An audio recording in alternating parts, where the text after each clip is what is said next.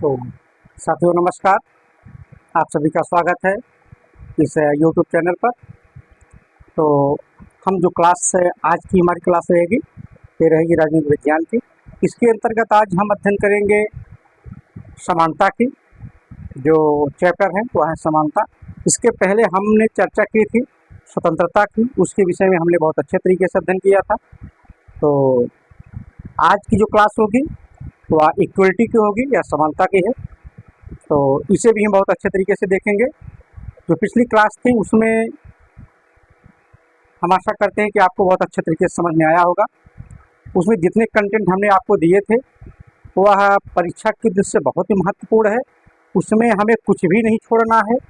एक एक बिंदु जो इसमें हमने आपको बताया वह सब के सब परीक्षा की दृष्टि से बहुत ही महत्वपूर्ण है।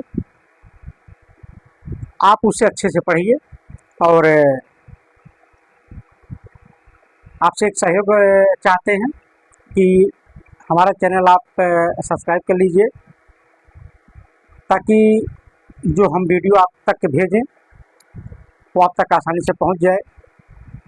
यह हमारा जितने भी वीडियो है टीजीटी पीजीटी संबंधित, इससे संबंधित, शिक्षा से संबंधित जितनी भी परीक्षाएं होंगी सभी के लिए बहुत महत्वपूर्ण है। ये सभी भी जो वीडियो है ये आपको फ्री ऑफ कॉस्ट मिलेगी। इसका कोई चार्ज नहीं है। तो आप हमारा बस थोड़ा सा सहयोग करिए, हमारे चैनल को आप सब्सक्राइब कर दीजिएगा। जो PR मित्र हैं उनसे भी करवा दीजिएगा।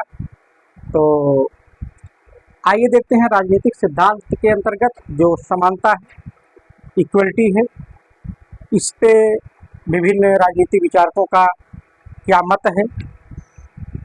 पहले समझते हैं कि समानता है क्या। इसके विषय में अगर हम देखें, अगर बात करें समानता का जो अर्थ है, समानता लगाया जाता है कि मनुष्य जन्म से समान होता है। मनुष्य जन्म से समान होता है, इसी कारण सभी व्यक्तियों का जो व्यवहार है और जो व्यक्ति का आय है वह सभी को समान रूप से मिलना चाहिए। इसमें किसी प्रकार का भेदभाव नहीं होना चाहिए। अगर हम बात करें समानता का अर्थ, उतना ही जो विद्वानों ने माना कि थोड़ा इसकी आलोचना भी उन्होंने की कि उन्होंने कहा कि समानता का अर्थ उतना ही भ्रमपूर्ण है जितना कि कहना कि पृथ्वी समतल है। अब ध्यान दीजिए, यहाँ पे विद्वानों ने कहा, राजनीतिक विज्ञानों या विद्वानों ने कहा कि व्यक्तियों के या समाज में समानता उतना ही भ्रमपूर्ण है जितना कि अगर हम कहें कि ये पूरी पृथ्वी समतल है, अर्थात इसमें किसी प्रकार का कोई समानता हम नहीं पा सकते। अगर हम बात करें पृथ्वी की, जैसे इन्होंने कहा, जैसे कहीं पर्वत है, कहीं पठार है, कहीं नदी है, कहीं जंगल है, इस तमाम प्रकार की जो असमानताएं पृथ्वी पर पाई गई है, इसीलिए विद्वान ने कहा इसी तरीके से जो समानता व्यक्तियों के अंदर हमने कल्पना की है वह उसके अंदर संभव है ही नहीं। अगर प्रकृति के द्वारा सभी व्यक्तियों को समान रूप से शक्तियां प्रदान नहीं की गई, विद्वान जो है वो कहते हैं कि जो प्रकृति है सभी व्यक्तियों को समान रूप से सारी शक्तियां नहीं प्रदान की है।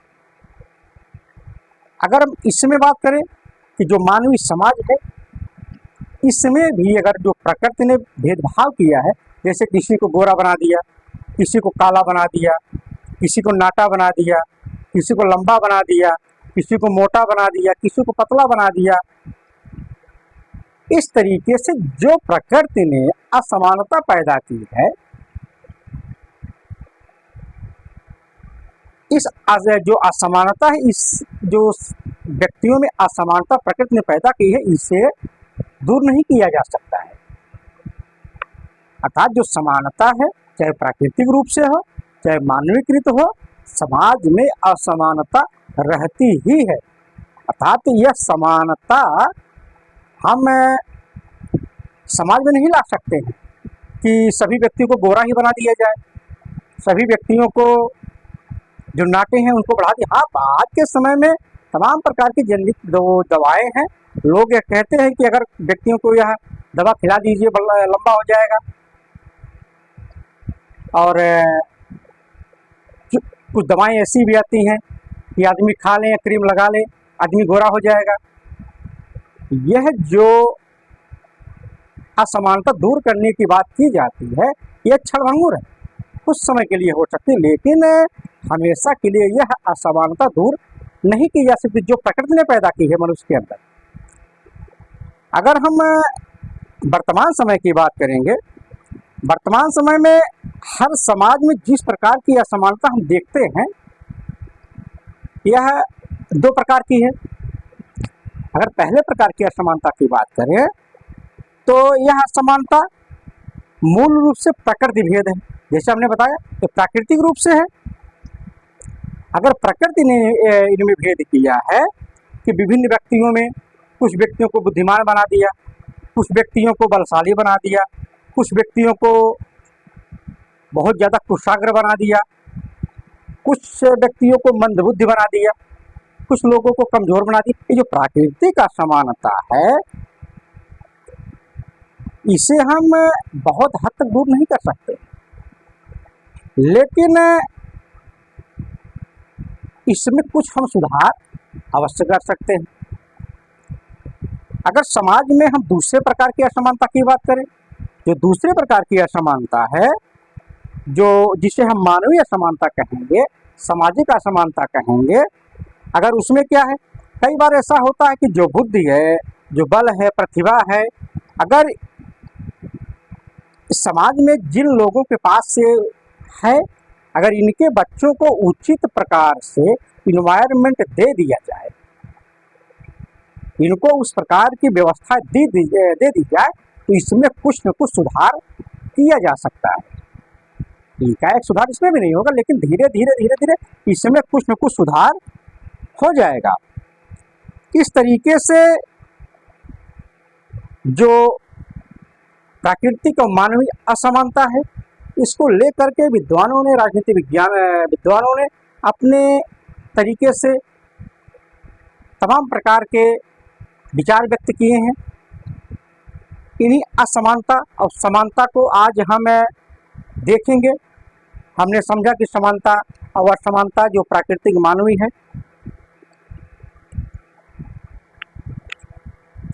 वह किस तरीके की है। तो आइए देखते हैं इसमें क्या है कि जो समानता है, विद्वानों ने उसे दो कैटेगरी में रखा। पहली जो समानता है उसे उन्होंने कहा कि एक भैया नकारात्मक समानता है, दूसरी सकारात्मक समानता है। राजनीति विज्ञान जो विद्वान है, उन्होंने समानता को दो कैटेगरी में बांटा, दो स्वरूपों में बांटा। पहला उन्होंने कहा जो समानता है वह नकारात्मक भी हो सकती है और दूसरी सकारात्मक भी हो सकती है। अगर नकारात्मक समानता की बात करेंगे तो इसमें क्या होगा, विशेषाधिकारों का अंत कर दिया जाएगा। अर्थात किसी भी व्यक्ति ने, जिसे प्रकृति ने किसी भी तरीके से विशेष शक्तियां प्रदान की हैं, जैसे हमने कहा किसी को ज़्यादा बुद्धि प्रदान कर दी, जो कुशाग्र हो गया, किसी को ज़्यादा बल प्रदान कर दिया, बलशाली हो गया। तो इस तरीके का जो विशेषाधिकार प्रकृति ने दिया है, उसे हम सीमित कर सकते हैं। ठीक, अगर हम बात करेंगे इसे, तो धर्म के आधार पर, जाति के आधार पर, लिंग के आधार पर, इन तमाम प्रकार से अगर भेदभाव किया जाएगा तो इस पर रोक लग सकता है। यही आपका है नकारात्मक समानता। ठीक, अगर इसके हम समर्थक की बात करेंगे, समर्थकों में जो नकारात्मक समानता है, इसके समर्थकों की बात करें, इसमें जो व्यक्तिवादी हैं और उदारवादी हैं, ये दोनों नकारात्मक समानता की बात करते हैं। अब ध्यान दीजिएगा, ये परीक्षा में पूछा जाता है कि नकारात्मक समानता का समर्थक करने वाले विद्वान या विचारधारा है। अगर विचारधारा की बात की है तो उसमें आप कहेंगे कि भैया जो व्यक्तिवादी हैं और उदारवादी हैं, ये दोनों नकारात्मक समानता की बात करते हैं। ठीक, अर्थात व्यक्तियों में धर्म, जाति, लिंग, इन तमाम प्रकार से व्यक्तियों में भेदभाव किया जा सकता है। यही बात इन्होंने की। हमने जब उदारवाद व्यक्तिवाद पढ़ा रहे थे हम, तो आपको बहुत अच्छे तरीके से हमने समझाया था। अगर आपको बात हमारी नहीं समझ में, जाके पिछले वीडियो में आप हमारे तो अगर ढूंढेंगे तो आपको मिल जाएगा, तो आप इसे पढ़ लीजिएगा। तो यही है व्यक्तिवादी उदारवादी कहते हैं कि प्रकृति के माध्यम से या जिन व्यक्तियों को विशेषाधिकार प्राप्त है, जिसे समाज में वो अपने आप को श्रेष्ठ समझते हैं, ठीक, उनको ये तमाम प्रकार का जो विशेषाधिकार है उसका अंत किया जाएगा। धर्म, जाति, लिंग इत्यादि के आधार पर भेदभाव किया जाएगा। ठीक, यही व्यक्तिवादी उदारवादी की बात है। अब बात करेंगे कि सकारात्मक समानता की। जो सकारात्मक समानता है, यह कहता है कि संरक्षणात्मक भेदभाव के साथ अवसर की समानता। अब यह क्या है? अब अगर इसे हम अच्छे तरीके से समझे, संरक्षणात्मक भेदभाव के साथ अवसर की समानता, जैसे फॉर एग्जाम्पल अगर हम देखें तो शिक्षा के क्षेत्र में जो ओबीसी वर्ग है, जो एससी वर्ग है, जो एसटी वर्ग है, इनको भारतीय संविधान ने आरक्षण की सुविधा उपलब्ध कराई है, क्योंकि उन्होंने माना ये जो व्यक्ति हैं सामाजिक रूप से काफी पिछड़े हुए हैं, अतः इन्हें ऐसी हम परिस्थितियां उत्पन्न करेंगे ताकि इनके अंदर भी कुछ विकास हो सके, समाज में अपने आप को ये लोग ढाल सकें। इसीलिए ओबीसी वर्ग को, एससी एसटी वर्ग को और बाद में चल करके 2019-20 से जो आर्थिक रूप से पिछड़े वर्ग, इनको भी संविधान ने आरक्षण की व्यवस्था की है। यही है संरक्षणात्मक भेदभाव, अर्थात हम संरक्षण देंगे ताकि वह समाज जो पिछड़ा हुआ है वह आगे जा सके। ठीक, यही है संरक्षण के साथ भेदभाव करना। ठीक, यही है सकारात्मक समानता। अगर इसके समर्थक की बात करें, समर्थकों में जो सकारात्मक उदारवादी हैं और लोकतांत्रिक समाजवादी हैं, इसके समर्थक माने जाते हैं। ये जो दोनों विचारधाराएं हैं, वह चाहे सकारात्मक उदारवादी हो या लोकतांत्रिक समाजवादी हो, ये दोनों विचारधाराएं सकारात्मक जो है, ये सकारात्मक समानता की बात करते हैं। ठीक, अब आगे देखते हैं कि समानता की बात, अगर समानता की बात होगी तो हमेशा असमानता के संदर्भ में किया जाता है। समझिएगा, अगर समानता की बात हम करेंगे तो उसमें असमानता जरूर आएगा। भाई, जब असमानता होगी तभी हम उसको समान रखने की बात करेंगे, नहीं कैसे करेंगे? इसीलिए समानता की बात हमेशा असमानता के संदर्भ में की जाती है। जैसे अगर एक व्यक्ति छोटा है, एक व्यक्ति बड़ा है, तभी की जाएगी यह व्यक्ति क्या है, यह व्यक्ति छोटा है, यह व्यक्ति बड़ा है।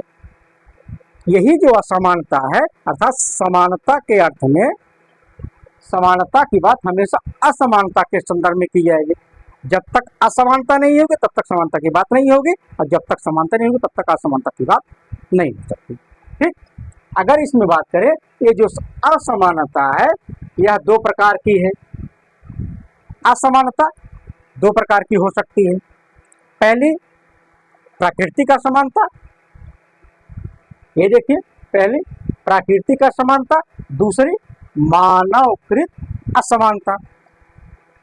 अगर इसमें बात करें, जो प्राकृतिक असमानता है, जैसे प्रकृति ने किसी व्यक्ति को गोरा बना दिया, किसी व्यक्ति को काला बना दिया, किसी व्यक्ति को जो प्रकृति ने पैदा की, किसी को स्त्री बना दिया, किसी को पुरुष बना दिया। ये जो प्राकृतिक असमानता है इसे हम बहुत हद तक अगर बात करें इसे हम चेंज नहीं कर सकते हैं। ठीक, अब इसके बाद देखते हैं मानवकृत जो असमानता है, जैसे गरीब अमीर, ऊंच नीच, स्त्री पुरुष, ये जो तमाम प्रकार की मानवकृत असमानता। अब स्त्री पुरुष की बात करेंगे, इसको हम बाद में समझते हैं, पहले समझते हैं गरीब और अमीर। ये जो मानव है जिसके पास संसाधन अधिक होंगे वह व्यक्ति अमीर हो जाएगा, जिसके पास संसाधन नहीं होंगे वह व्यक्ति गरीब हो जाएगा।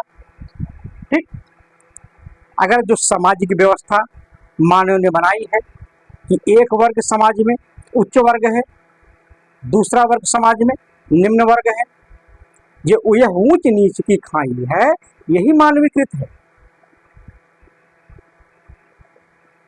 इसे हम दूर कर सकते हैं, बस थोड़ी समझदारी आपको दिखानी होगी।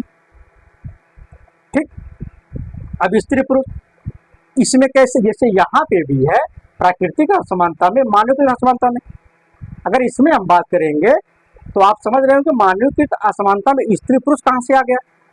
इसमें जो स्त्री पुरुष को तमाम प्रकार के जो पुरुषों को अधिकार प्राप्त हैं सामाजिक रूप से, वह स्त्री को प्राप्त नहीं है। जैसे राजनीति में जितनी हिस्सेदारी पुरुष वर्ग की है उतनी हिस्सेदारी महिला वर्ग की नहीं। यही है कि जो ये असमानता है यह मानवकृत असमानता है। मानवकृत असमानता को हम थोड़ी समझदारी दिखा करके इसे दूर कर सकते हैं। ठीक, अब देखते हैं, थोड़ा आगे बढ़े इसमें, कि समानता की बात हमेशा मानवकृत असमानता के संदर्भ में हो सकती है, क्योंकि प्राकृतिक असमानता को हम दूर नहीं कर सकते हैं। ठीक, जैसे स्त्री पुरुष के बीच प्राकृतिक रूप से जो लैंगिक असमानता है उसे दूर नहीं किया जा सकता है, लेकिन सामाजिक, आर्थिक, राजनीतिक क्षेत्रों में स्त्रियों के साथ जो भेदभाव किया जाता है उसे दूर किया जा सकता है। ठीक, इसी को लैंगिक असमानता, लैंगिक समानता या जेंडर इक्वलिटी कहा जाता है। ध्यान दीजिएगा, इसमें यही बताया गया है कि जो प्राकृतिक असमानता है, जो प्रकृति ने असमानता पैदा कर दी, उसे हम बहुत दूर से हम दूर कर ही नहीं सकते। जैसे अगर स्त्री पुरुष है, स्त्री उसको हम पुरुष कैसे बनाएंगे, अगर पुरुष उसको स्त्री कैसे बनाए। लेकिन आज के समय में जो विज्ञान है यह कुछ भी कर सकता है। तमाम प्रकार के न्यूज चैनलों में, न्यूज पेपरों में आता है कि वो अपना जो सेक्स है वो चेंज करवा सकते हैं। इस तरीके से जो प्राकृतिक असमानता पैदा करने की, जो प्राकृतिक समानता पैदा करने की कोशिश की जा रही है, यह सामाजिक रूप से उचित नहीं, मान्य भी नहीं। यही है कि प्रकृति ने जो व्यक्तियों में, समाज में असमानता पैदा की है उसे हम दूर नहीं कर सकते हैं, लेकिन जो मानवकृत है उसे हम दूर कर सकते हैं। जैसे अगर कोई व्यक्ति गरीब है, हाँ, उसको हम अमीर बनाने के लिए ऐसी सिचुएशन, ऐसी परिस्थितियाँ उत्पन्न कर देंगे, व्यक्ति धीरे धीरे अपनी परिस्थितियों में सुधार करके वह अमीर हो जाएगा। अगर व्यक्ति कोई निम्न वर्ग का है, कोई उच्च वर्ग का, हाँ, उसको ऐसी परिस्थितियाँ पैदा करेंगे ताकि समाज में वह अपने हक अधिकार के साथ जीत सके। यही जो मानवीय असमानता है इसे हम काफ़ी हद तक दूर कर सकते हैं, और आज के समय में काफ़ी दूर हो भी चुका है। ठीक, यही है। अगर इसी में बात करें, अरस्तु आ जाते हैं। अरस्तु देखिए क्या कहते हैं। अरस्तु ने कहा कि समानता को अप्राकृतिक और अवांछनीय बता दिया। अब बताइए, अरस्तु ने कहा जो समानता है वह अप्राकृतिक और अवांछनीय है, अर्थात कुछ लोग मालिक बनने के लिए पैदा होते हैं और कुछ लोग दास। अब इनकी कहानी देख लीजिए। अरस्तु महोदय ने कहा कि जो समानता है वह प्राकृतिक रूप से अवांछनीय है और अप्राकृतिक है। अर्थात इन्होंने कहा कि कुछ लोग मालिक बनने के लिए पैदा होते हैं और कुछ लोग दास बनने के लिए पैदा होते हैं। अर्थात इसमें हम किसी प्रकार का कोई परिवर्तन नहीं कर पाएंगे। यही परीक्षा में पूछा जाता है कि कुछ लोग मालिक बनने के लिए पैदा होते हैं, कुछ लोग दास। यह विचार किसका है? तो अरस्तु का विचार है। तो यही अब देखते हैं आगे। अब इसमें क्या है कि समानता एक आधुनिक अवधारणा है। जहाँ तक इसके इतिहास की बात की जाए तो सबसे पहले समानता की मांग विशेषाधिकारों के अंत के रूप में की गई है। अगर इसमें बात करें, अगर इतिहास में जाकर के, पास्ट में जाकर के अगर इसकी हम बात करेंगे कि समानता की मांग तब की गई, कहा भैया समानता हमें तभी मिल पाएगी जब जो असमानता है, जो लोगों की विशेषाधिकार है, उसे समाप्त कर दो। जितने लोगों को जो विशेष अधिकार प्राप्त है उसे समाप्त कर दीजिए, ताकि जो विशेषाधिकार व्यक्ति है वह भी और जो जिसे विशेषाधिकार प्राप्त नहीं है, दोनों समान हो जाए। यही है कि जब समानता की बात की गई कि विशेषाधिकार के अंत की बात की जाने लगी। ठीक, अर्थात नकारात्मक समानता की मांग की गई। जो हमने यहाँ पे बताया, जब विशेषाधिकारों का अंत होगा, यह विचारधारा नकारात्मक समानता की बात करने लगेगा। ठीक, अर्थात सामाजिक, कानूनी और राजनीतिक क्षेत्रों में जाति, लिंग, धर्म इत्यादि के आधार पर कोई भेदभाव नहीं किया जाएगा। तो ध्यान से देखिए, अर्थात जब नकारात्मक समानता की मांग की गई, अर्थात इसमें कहा गया कि सामाजिक, कानूनी और राजनीतिक क्षेत्र में जाति, लिंग, धर्म के आधार पर किसी भी तरीके का कोई भेदभाव नहीं किया जा सकता, नहीं किया जाएगा। अब देखते हैं अगले बिंदु पर। इसमें क्या है कि सबसे पहले अमेरिकी अधिकारों की घोषणा पत्र में कहा गया कि हम सभी को एक ही ईश्वर ने बनाया है, अतः हम सभी समान हैं। जो अमेरिकी घोषणा पत्र जारी की गई, उसमें कहा गया कि सभी व्यक्तियों को ईश्वर ने समान रूप से बनाया है, अतः सभी व्यक्ति क्या हैं? समान हैं, अर्थात उनमें किसी प्रकार का कोई भेदभाव नहीं है। उसके बाद आगे चल करके जो फ्रांसीसी क्रांति होती है, उसमें भी सामाजिक और कानूनी समानता की बात की गई। पहले अमेरिकी क्रांति में जब उसका घोषणा पत्र जारी हुआ तो वहाँ पे ये बात की गई। और उसके बाद जब फ्रांसीसी क्रांति हुई, उसमें भी सामाजिक और कानूनी समानता की बात की जाने लगी। अब आगे चलते हैं। आगे क्या है?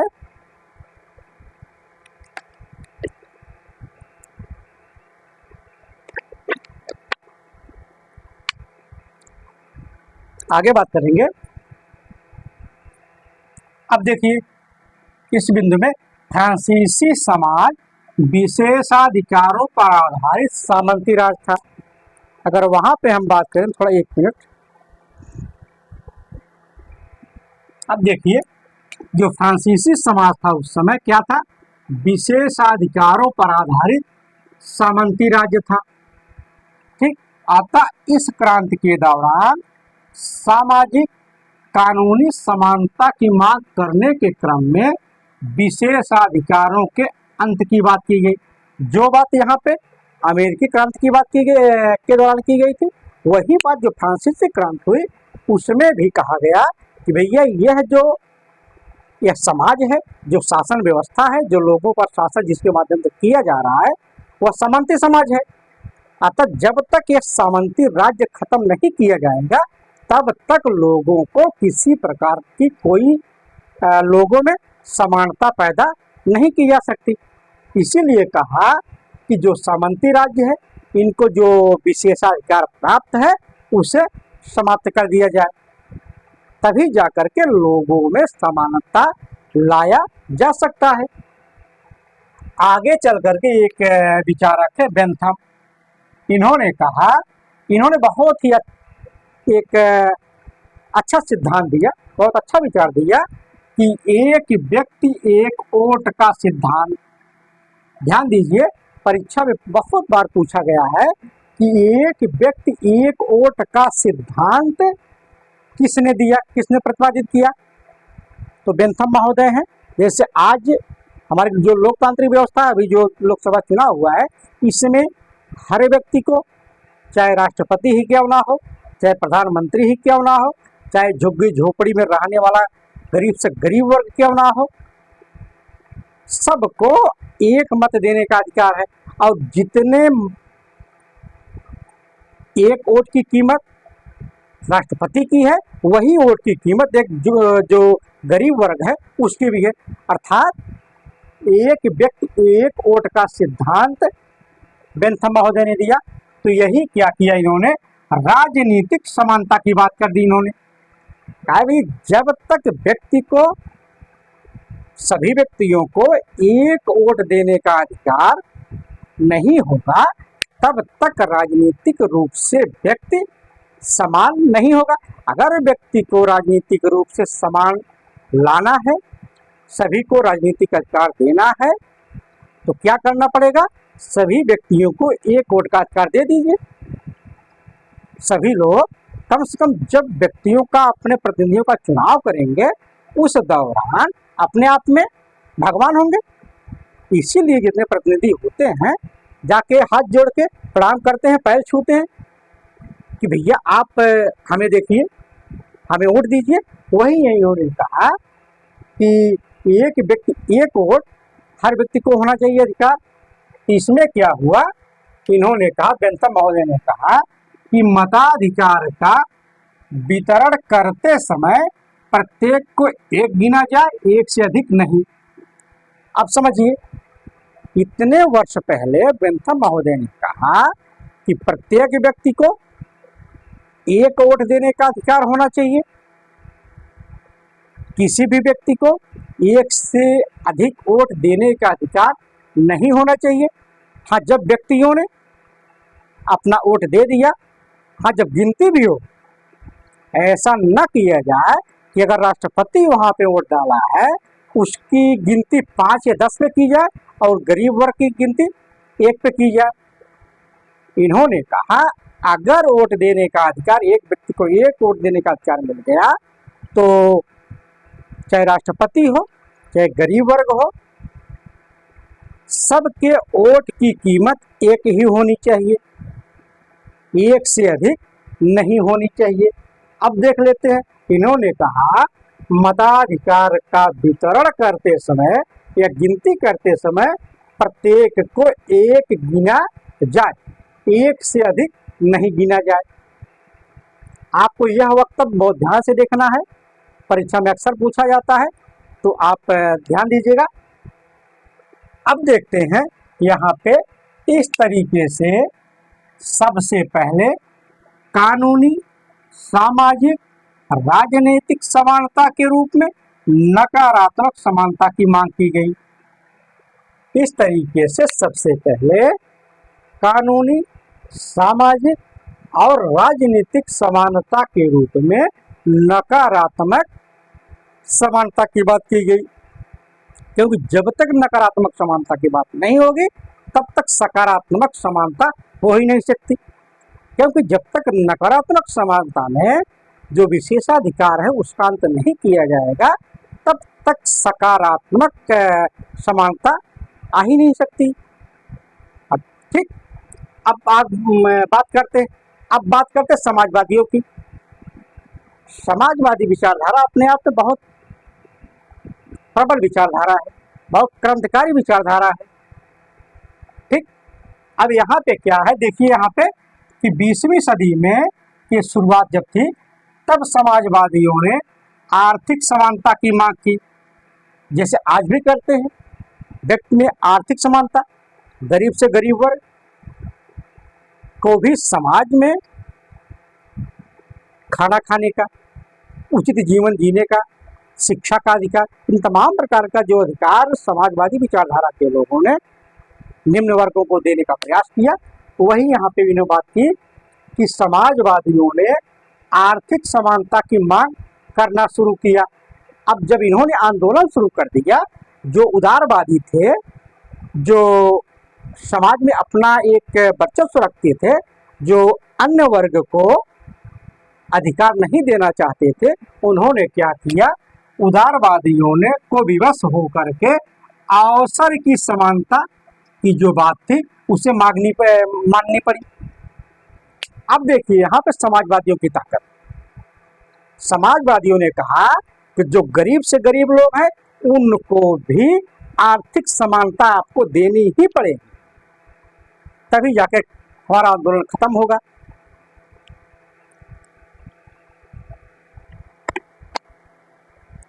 उदारवादियों ने कहा, काफी झेलने के बाद जब सोचे अब काम नहीं चलेगा, तो उदारवादी थे, उन्होंने कहा चलो भैया ठीक है, हम आपको अवसर की समानता दे देते हैं।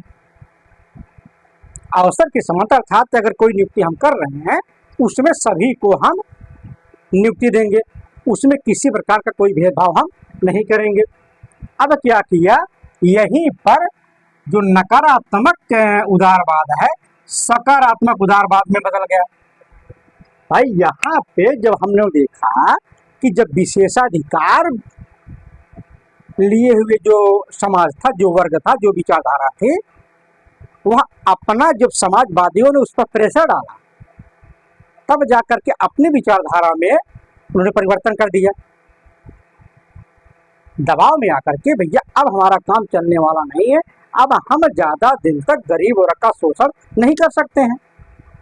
तो उन्होंने कहा चलो ठीक है, अब हम आपको जो अवसर है सबको हम समान रूप से देंगे, उसमें किसी प्रकार का कोई भेदभाव नहीं करेंगे। यहीं पर जाकर के नकारात्मक जो उदारवाद है सकारात्मक उदारवाद में बदल गया। ठीक, यहाँ पे हो गया। अब आते हैं अगले बिंदु पर। इसमें कहा गया है कि अब सकारात्मक उदारवाद कहने लगा कि समानता का सही अर्थ सकारात्मक समानता ही है। भाई धीरे धीरे चल के उसका भी मानसिक परिवर्तन हुआ। जो नकारात्मक उदारवाद था, जब उसमें उसका बस नहीं चला समाजवादियों के आगे, उन्होंने क्या किया, अब उन्होंने भी कहना शुरू कर दिया कि भैया सही अर्थों में जो सकारात्मक समानता है यही सबसे अच्छी है। भाई मजबूरी में उनको परिवर्तन अपने विचारधारा में करना पड़ा, तभी जाके उनकी जो व्यवसायिक क्षेत्र रहा होगा या उनके जो अस्तित्व पर खतरा मंडरा रहा होगा, अपने आप को बचाने की जो प्रक्रिया रही होगी, उसमें तभी जाके सुधार हुआ होगा। तो अर्थात अगर बात करेंगे आरक्षण जैसी संरक्षणात्मक भेदभाव के साथ अवसर की समानता, जैसे भारतीय संविधान में अनुच्छेद 16(2) में दी गई है, ओबीसी वर्ग को आरक्षण, यही यहाँ पे संरक्षणात्मक समानता।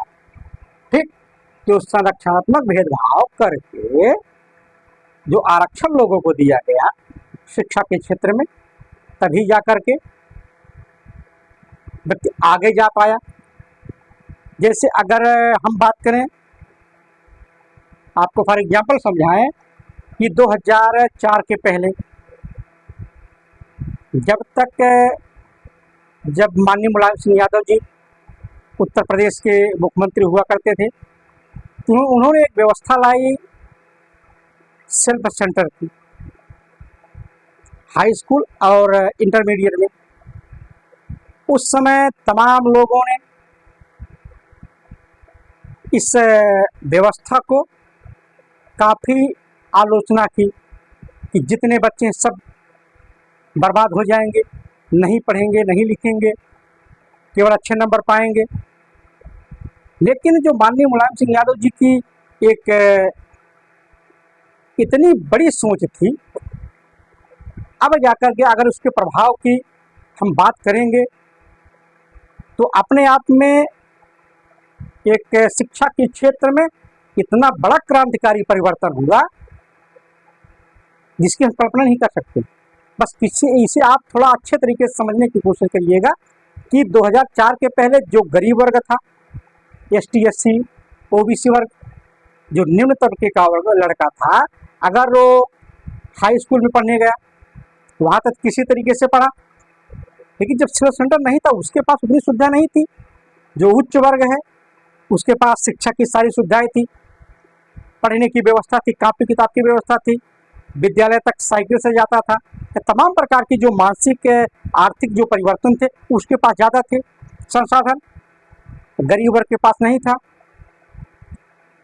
तो जब सेल्फ सेंटर नहीं होता था, जब दूर सेंटर जाता था, बेचारा जो गरीब तबका है वो फेल हो गया। पहले भी यही किसी से आप पूछेंगे, आप भी अगर जानते भी होंगे, इसमें जो गरीब तबका फेल हो गया बच्चा उसका, तो क्या करता था, पढ़ाई लिखाई छोड़ करके कहीं कमाने चला गया। उसका जो परिवर्तन है, जो सामाजिक और मानसिक परिवर्तन, आर्थिक परिवर्तन संभव नहीं था। लेकिन जब माननीय मुलायम सिंह यादव जी ने सेल्फ सेंटर किया तो उसी विद्यालय में चाहे लड़की हो या लड़का हो, चाहे SC वर्ग का हो चाहे जनरल कास्ट का हो, जब सभी का सेंटर एक ही विद्यालय में हुआ तो वहाँ पे जो नकल की व्यवस्था परोक्ष रूप से की गई, तो उससे क्या हुआ, एक गरीब तबका भी 90% लेके आया और सबर का लड़का भी 90% लेके आया। इससे क्या हुआ, जो लड़कियां थी वो भी 85, 90, 92, 99 जो % लेके आए। इससे क्या हुआ, जो गरीब तबके के लोग हैं इनके दिमाग में, जो परिवार है, माता पिता, इन्होंने सोचा कि अब हमारा बच्चा पढ़ने में अच्छा है। जब हमारा बच्चा पढ़ने में अच्छा है, अगर मान लीजिए किसी एक क्षेत्र की बात करें, 100 बच्चे अच्छे नंबर से पास हो गए गरीब तबके के, अगर उसमें 10 ही लोग परिवार इस स्थिति में है तो बच्चे को भेज दिए कहीं पढ़ने के लिए। बच्चा संघर्ष किया, संघर्ष करने के बाद जब उसे नौकरी मिल गई, यही प्रभाव पूरे गांव में पड़ा कि उसका लड़का पढ़ा और अच्छे नंबर पा गया।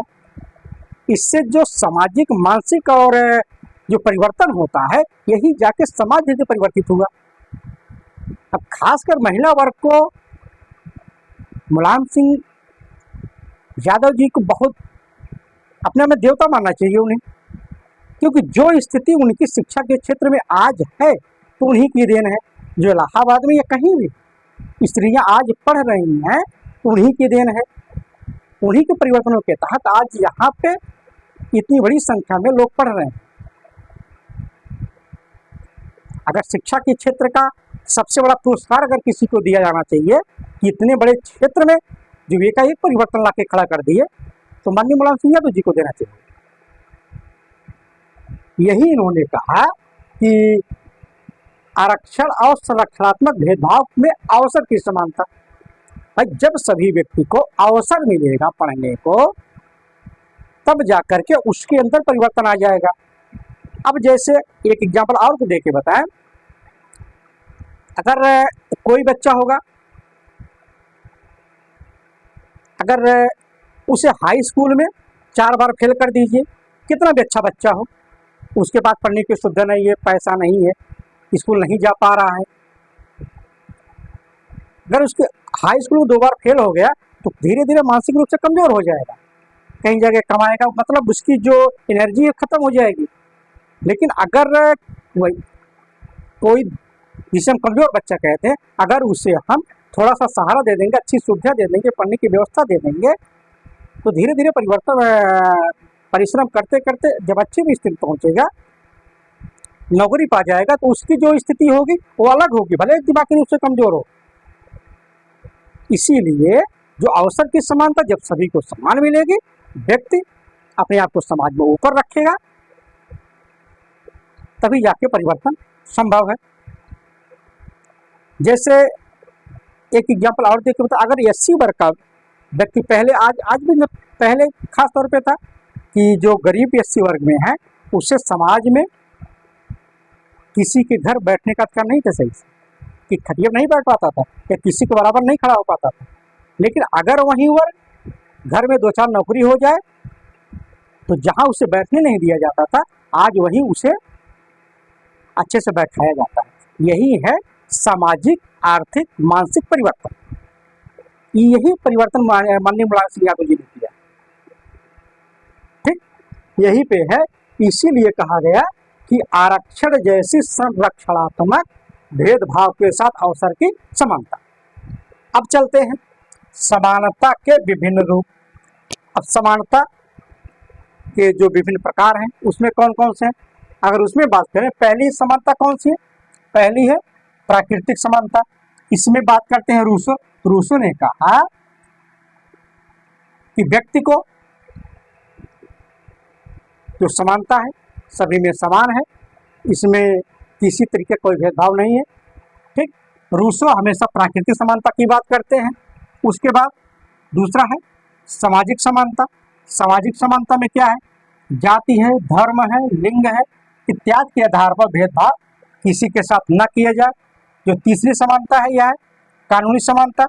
जो चौथी समानता वह है राजनीतिक समानता, और जो पांचवी समानता है यह है आर्थिक समानता। तो हमने देखा समानता के विभिन्न रूप में, पहली प्राकृतिक समानता, दूसरी सामाजिक समानता, तीसरी कानूनी समानता, चौथी राजनीतिक समानता, पांचवी आर्थिक समानता। अब एक एक करके जो सारी असमानता है, जो सारी समानता है, अब इसकी चर्चा करते हैं। जैसे हमने बताया कि प्राकृतिक समानता में इसकी चर्चा रूसो ने की है, बस इसमें यही पूछा जाता है। उसके बाद हमने चर्चा की सामाजिक समानता में जाति, धर्म, लिंग किसी भी आधार पर किसी के साथ कोई भेदभाव नहीं होगा। ठीक, अब बात करते हैं कानूनी समानता की। अब थोड़ा अच्छे से समझते हैं। डायसी महोदय ने कहा, इन्होंने जो प्रतिपादित किया था कि समानता कानून के शासन के सिद्धांत से संबंधित है। डायसी ने कहा कि जो समानता है कानून के शासन के सिद्धांत से संबंधित है।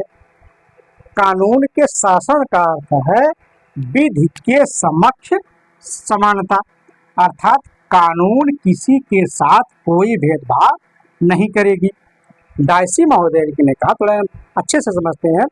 डायसी महोदय ने कहा कि जो कानून है जिसे राज्य ने लागू किया है, लोगों पे, समाज में लागू हुआ है, किसी के साथ कोई भेदभाव नहीं करेगा।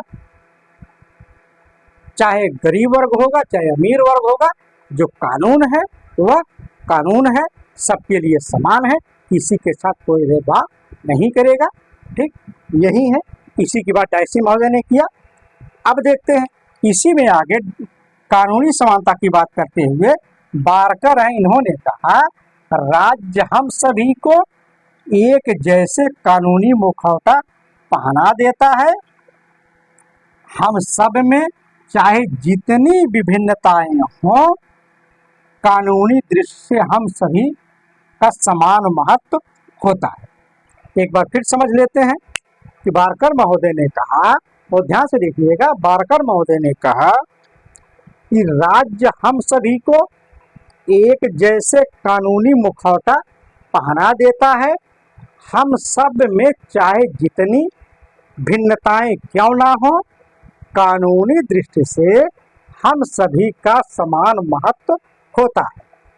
ठीक, अगर बात करें बारकर महोदय, इन्होंने कहा कानून व्यक्तिगत, जो व्यक्तिगत कानून है इसकी बात इन्होंने की है।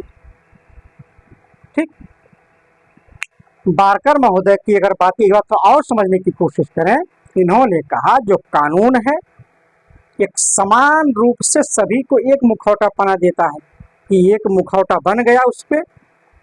जैसे अंधा कानून के तहत, जैसे हम देखते हैं कि न्यायालय में एक स्त्री होती है जिसकी आंख में पट्टी बनी होती है, तराजू लिए रहती है। ठीक, जो पलड़ा लगा है दोनों समान है, वो आंख मूंदे हुए हैं, वो किसी प्रकार का भेदभाव किसी को नहीं देख रही है। ये बंदा गरीब है, ये बंदा अमीर है, इसके साथ हमें भेदभाव करना है, इसके साथ नहीं करना।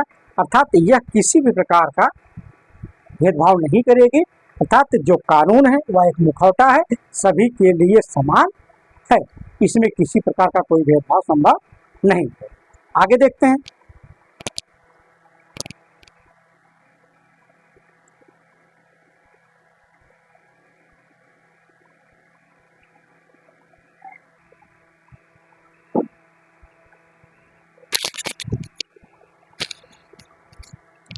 तो यहाँ पे फिर देखिए, अब बात करते हैं राजनीतिक समानता। तो राजनीतिक समानता में कि चाहे जो व्यक्ति होगा, चाहे गरीब हो या अमीर हो, सभी को चुनाव लड़ने का अधिकार हो और सभी को वोट देने का अधिकार हो, जो सार्वजनिक पद है उसे प्राप्त करने का अधिकार हो। यही जो तमाम प्रकार के अधिकार हैं, समानता यही सभी लोगों में होनी चाहिए, वही है राजनीतिक समानता।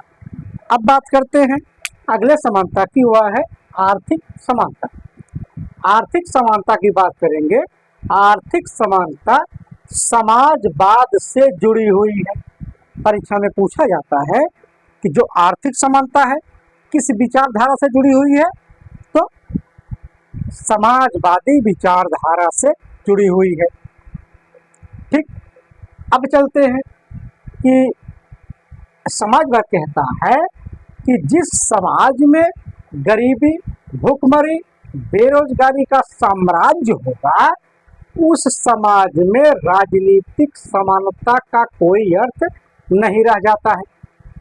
ठीक, अब यहाँ पे देखिए, जो आर्थिक समानता की बात की गई है, यहाँ पे कहा गया है कि जिस समाज में बेरोजगारी होगी, गरीबी होगी, भूखमरी होगी, या तमाम प्रकार की जो आर्थिक असमानता है वह होगी, तो इस तरीके का जो समाज होगा वहाँ पे राजनीतिक समानता संभव है ही नहीं। जैसे आज के समय की बात करें, जैसे एक गरीब अगर आदमी होगा, तो चुनाव होगा, जो अभी लोकसभा चुनाव हुआ है, इसमें गरीब आदमी चुनाव लड़ ही नहीं सकता है, क्योंकि इस चुनावी प्रक्रिया में इतना पैसा खर्चा होता है, उसके पास तो है नहीं, तो चुनाव लड़ेगा कैसे। इसीलिए आर्थिक समानता की बात ये समाजवादी करते हैं। ठीक, यही है। अब इसी बात को आगे बढ़ाते हुए ये जो विचारक है लास्की महोदय ने कहा, बहुत अच्छी परिभाषा इनकी है कि आर्थिक समानता के बिना राजनीतिक समानता वास्तविक नहीं हो सकती है। अब देखिए भाई, जब तक सबके पास पैसा होगा नहीं, तब तक राजनीति में वो आगे बढ़ ही नहीं सकता है।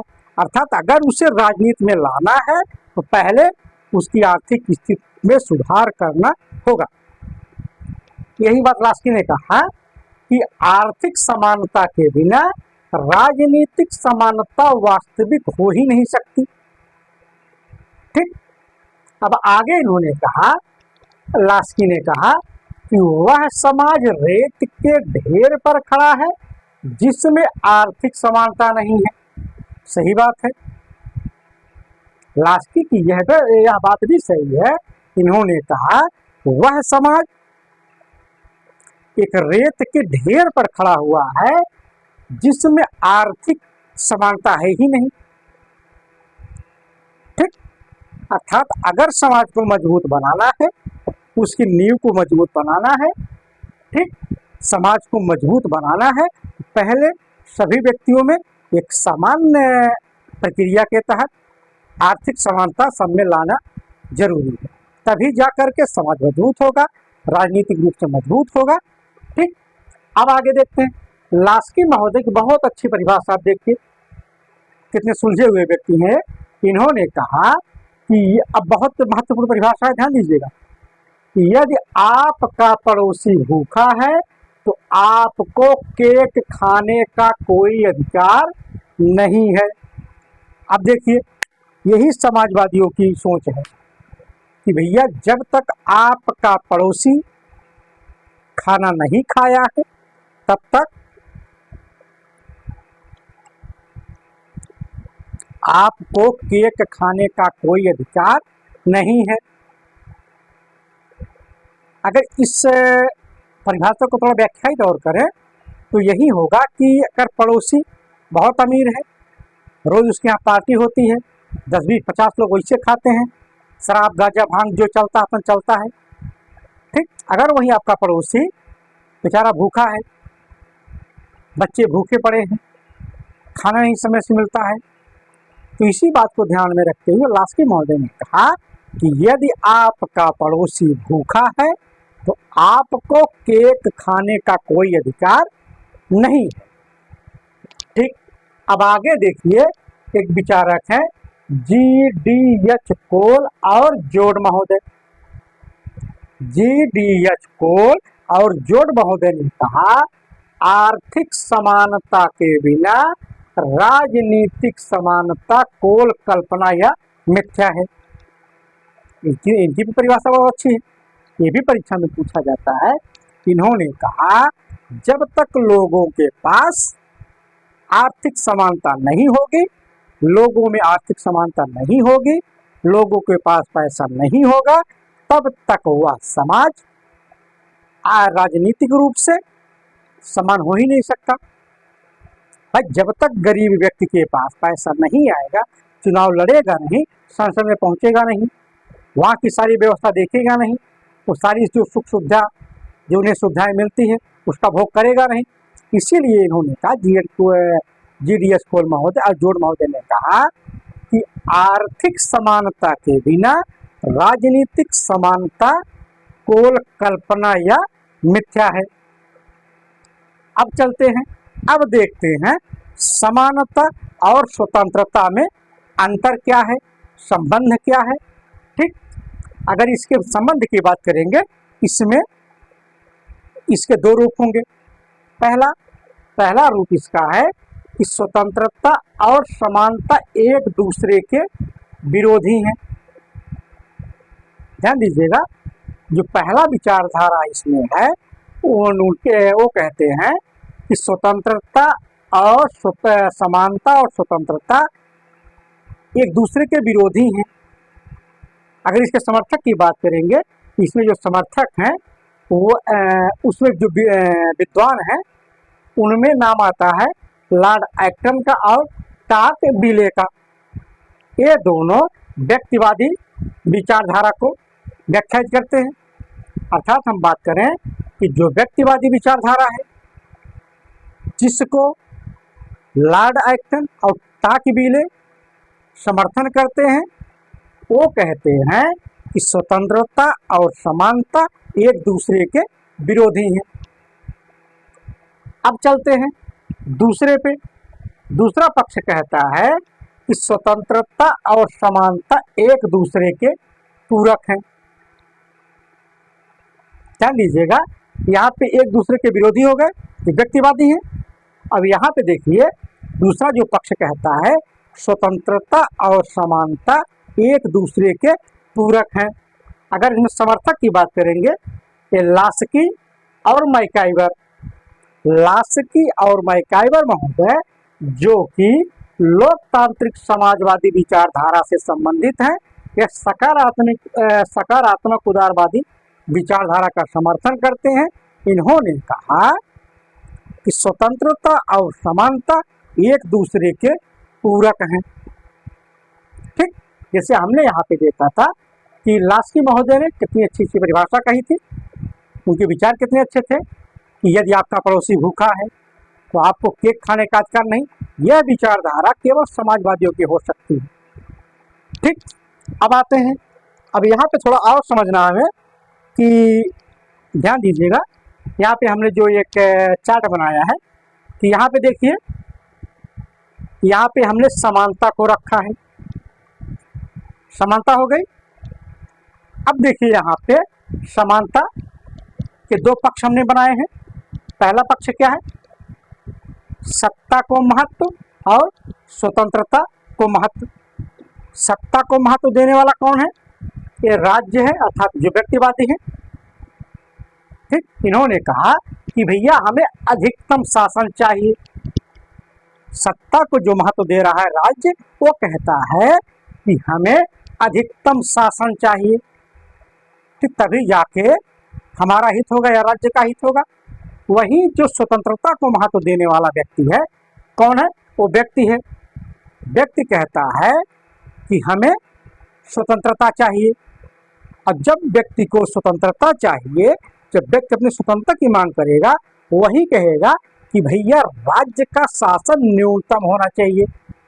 जब राज्य का शासन न्यूनतम होगा, जब राज्य हमारे ऊपर कम कंट्रोल करेगा, हमारे ऊपर कम मनमानी करेगा, तभी जाके हमें स्वतंत्रता मिल पाएगी। ठीक, अर्थात अगर इनका कैलकुलेट करें तो सीमित शासन इसमें उचित है। ठीक, स्वतंत्रता को महत्व व्यक्ति देता है। जब व्यक्ति देगा तो न्यूनतम शासन की बात करेगा वहीं, और जो समानता में जो सत्ता को महत्व दे रहा है वह राज्य है। राज्य क्या करेगा? अधिकतम शासन की बात करते रहा। अब चलते हैं, कुछ विचारक हैं, कुछ राजनीति विचारक हैं, उन्होंने समानता से संबंधित अपने जो विचार दिए हैं उसको एक एक करके समझते हैं। और सभी जो परिभाषाएं हैं बहुत महत्वपूर्ण है, अधिकतर परीक्षा में पूछा गया है सब, तो एक एक करके अच्छे से देखते हैं। तो इसमें देखिए, पहले हम बात करेंगे लॉर्ड एक्टन की, जो व्यक्तिवादी हैं। हमने बताया यहाँ पे जो व्यक्तिवादी हैं, कहा कि समानता की अभिलाषा ने स्वतंत्रता को व्यर्थ बना दिया है। ठीक, जो व्यक्तिवादी हैं भाई, लॉर्ड एक्टन व्यक्तिवादी हैं। इन्होंने कहा व्यक्तियों ने समानता की अभिलाषा में स्वतंत्रता को व्यर्थ बना दिया। ठीक, अब बात करते हैं पोलार्ड महोदय। पोलार्ड महोदय ने कहा कि स्वतंत्रता की समस्या, इनकी परिभाषा थोड़ा ध्यान दीजिएगा, कि स्वतंत्रता की समस्या का एकमात्र हल समानता में है। ध्यान दीजिएगा, पोलार्ड महोदय ने कहा, ए भैया सुनिए, जो स्वतंत्रता की समस्या है इसको तभी हम सॉल्व कर पाएंगे, तभी हल कर पाएंगे जब लोगों में समानता पैदा कर दी जाए या फिर सबको समान कर दिया जाए। लॉर्ड एक्टन महोदय जो वहाँ पे स्वतंत्रता को ज़्यादा महत्व दे रहे हैं, उन्हीं का जवाब देते हुए आगे पोलार्ड महोदय ने कहा कि पोलार्ड महोदय कहते हैं कि भैया एक्टन सुनिए, जो आपने कहा समानता की अभिलाषा ने स्वतंत्रता को व्यर्थ बना दिया है, यह बात सही नहीं है। इन्होंने कहा कि देखिए, आप जो कह रहे हैं वह गलत है। अब स्वतंत्रता की अभिलाषा ने समानता को व्यर्थ बना दिया, यहाँ पे एकदम उलट देते हैं। पोलार्ड महोदय ने कहा, एक्टन महोदय, जो आपने कहा कि समानता की अभिलाषा ने स्वतंत्रता को व्यर्थ बना दिया, यह बात उचित नहीं है, बल्कि स्वतंत्रता की अभिलाषा ने समानता को व्यर्थ बना दिया। ठीक, अब बढ़ते हैं आगे लास्की महोदय ने कहा, इन्होंने कहा कि बिना कुछ समानता के स्वतंत्रता निरर्थक होगी और बिना कुछ स्वतंत्रता के समानता निरर्थक होगी। ठीक, यहाँ पे देखिए, लास्की महोदय ने कहा बिना कुछ समानता के स्वतंत्रता निरर्थक होगी और बिना कुछ स्वतंत्रता के समानता निरर्थक होगी। मतलब ये एक दूसरे के दोनों पूरक हैं। जब तक दोनों साथ साथ नहीं चलेंगे, दोनों का काम चलने वाला नहीं। ठीक, दोनों एक दूसरे के पूरक हैं, दोनों सामंजस्य बना के चलें, तभी जाके समाज का, लोगों का भला संभव है। अब चलते हैं आगे। लास्की महोदय ने कहा कि समानता का अर्थ समतलीकरण नहीं है। ये जो हम कह रहे हैं कि एक तरफ से सबको समान ही बना दो, एकदम लेवल में कर दो, ये हम नहीं कह रहे। इन्होंने कहा कि जो यह असमानता है, यह क्या है? वास्तव में अनुपात की समस्या है। ठीक, अब आगे इन्होंने और कहा कि पूर्ण समानता संभव ही नहीं है।